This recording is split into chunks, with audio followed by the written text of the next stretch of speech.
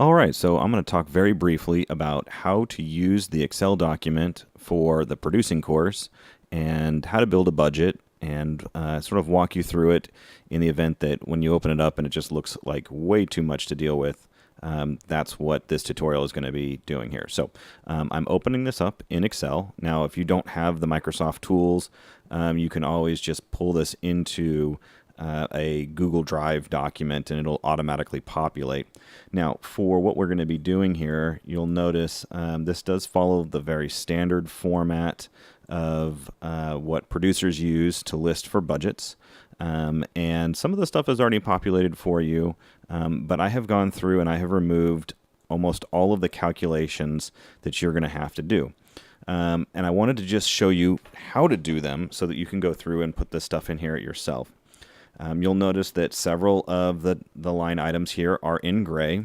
As the assignment states, the ones that are in gray are the ones that you're going to have to consider when you're building this budget.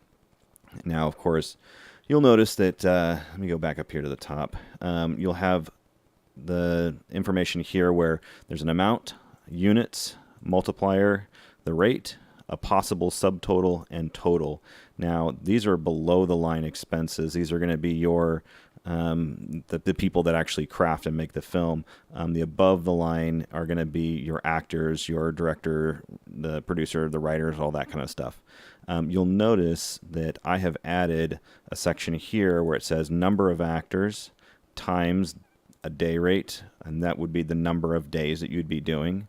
This will be your subtotal, and then you have to add in the SAG and tax rate, and then finally the total with the payroll.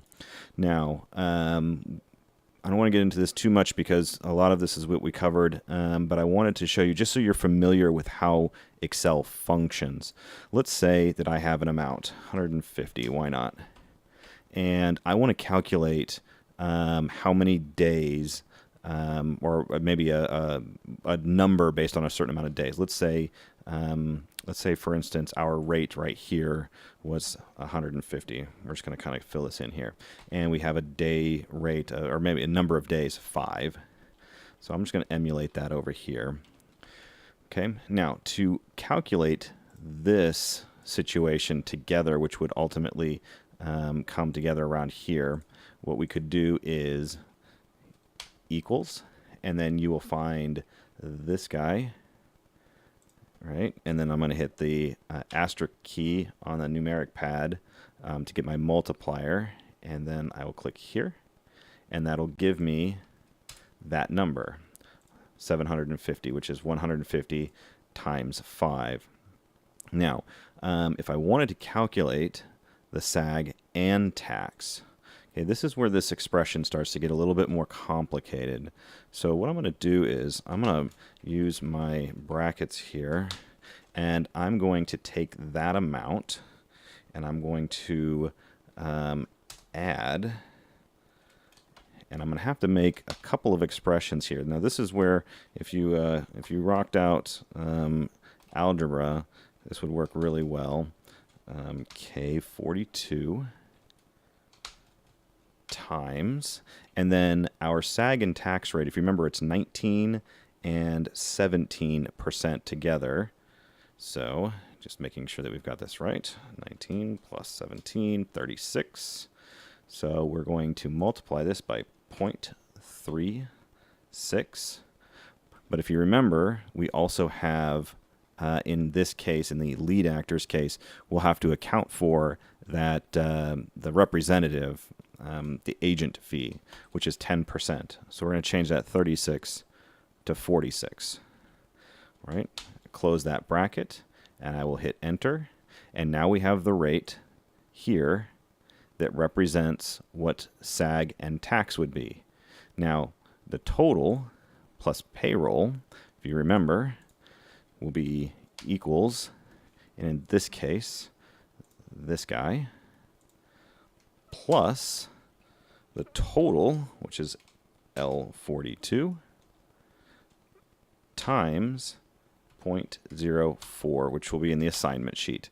That's what we're going to be basing our payroll on. Now, what we're seeing here is your total, which is what this number here, the SAG and tax, was going to be, plus that total times the 4% fee.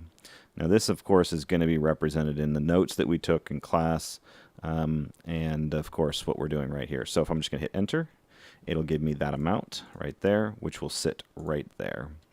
Right? Now, when you go through each one of these line items, you'll notice that, of course, there are all these spaces that you could fill out, and then there are these floating zeros, right? Well, let's just say, for instance, let's just grab this stuff real quick and plop it in right here. Okay. Now, let's say, for instance, that we had another person here and another person here, and maybe this person made, I don't know, 400, and this person's stupid, and they made 750. Great. Okay. You'll notice that this starts to calculate those numbers for you, okay, in each section. Now, of course, I would make sure by clicking here and making sure that it captures everything you want it to. And then ultimately, as you go down the line, these numbers will subtotal in their master positions here. And if you scroll down, all the way down, you'll notice that it populated here as well, and here, right? So we're just trying to make sure that all of these things calculate out together, right? And so what we're going to do is go through each one of these sections, referencing the book to find out the numbers, and also based on the numbers that I give you. And you will go through and fill out all of this information.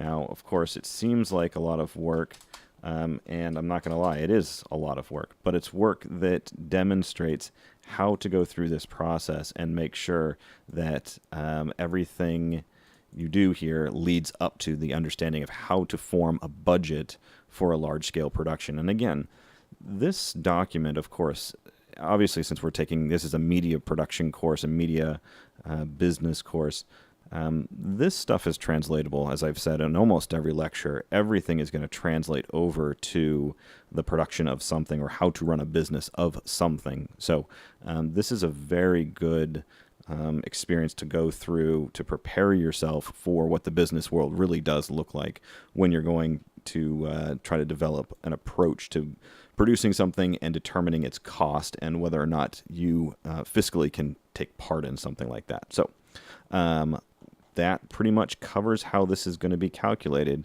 Now, of course, the one that I just did there with the actors is one of the more complicated ones. But there are things that you need to take consideration of. For instance, the travel portion in the above the line, you'll have to make sure that you have, for instance, let's say we have 5 actors, but the shoot is 5 nights, and the hotels are $150. We'll have to make sure that that subtotal is equal to this number times this number times this number. So that expression needs to read 5 days for 5 rooms at $150. And that'll give us that information. Now, in this case, you'll notice that there is nothing here to populate. So you're going to need to write equals that total. Hit enter, and you'll notice it populates for you. Right? Again, this isn't a fast process. Please plan to take some time in putting this together because it's very easy to make mistakes. It's very easy to accidentally type 150 with an extra 0, and all of a sudden, I don't know why, but you're paying $37,000 for hotels. That's probably a pretty nice hotel. I mean, I'm sure they won't complain about that, but, you know, probably something to consider. Okay, so questions, feel free to email me. Take your time on this. Get it right, because you don't want to have to go back and find out the spot that you messed up. There are quite a few lines here. Of course, there's quite a few that I have not selected here, but there are still enough lines here where mistakes can be made. So go through this slowly, knock it out, and we'll see what happens. If you have questions, again, just email me, and we'll go from there.